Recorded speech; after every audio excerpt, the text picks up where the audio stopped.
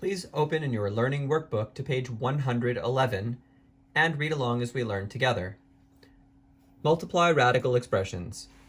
We can multiply radical expressions by using many of the same properties used to multiply polynomial expressions. For instance, to multiply the square root of 2 times the difference root 6 minus 3 root 2, we use the distributive property and multiply root 2 by each term inside the parentheses. This proceeds as follows. Root 2 times the difference root 6 minus 3 root 2. Distribute the root 2 to each of these terms.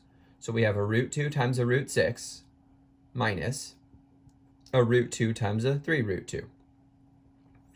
Now, this part of our problem is really in two pieces, the part before the subtraction and the part after the subtraction.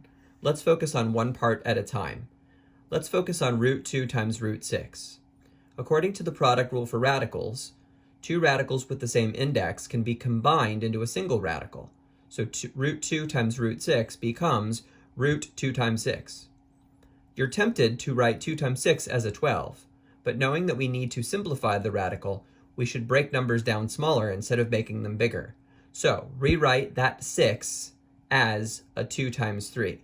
So square root of 2 times 6 becomes square root of 2 times 2 times 3. This is a square root, so we're looking to make groups of 2. We have a group of 2 right here. Each group sends one representative out to multiply, so the part before the subtraction sign simplifies to 2 root 3. Okay, now we're going to focus on the part after the subtraction sign. We've got root 2 times 3 root 2. That's three different things that are all being multiplied. A root 2, a 3, and another root 2. Multiplication is commutative and can be done in any order. So let's put these two radicals together with the product rule. The square root of 2 times the square root of 2 can be written as the square root of the product 2 times 2. The 3, of course, comes along for the ride and sits outside. The square root of 2 times 2 can be simplified. There's a pair. One representative comes out to multiply, and so we just have a 3 times a 2. There's no longer a radical because all of our pairs made perfect groups. So 3 times 2 is 6. Our final answer for this problem is 2 root 3 subtract 6. Now, this topic comes with a very important warning. It is true that the square root of x times the square root of y becomes the square root of x times y. However, this does not work for adding and subtracting. If you have the square root of x plus the square root of y, that does not equal the square root of the sum x plus y. Let's prove that statement.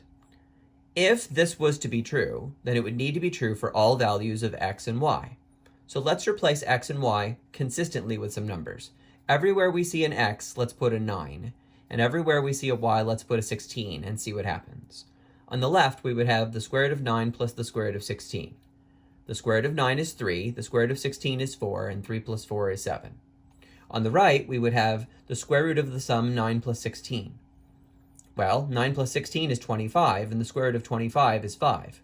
You can see that the sides are different.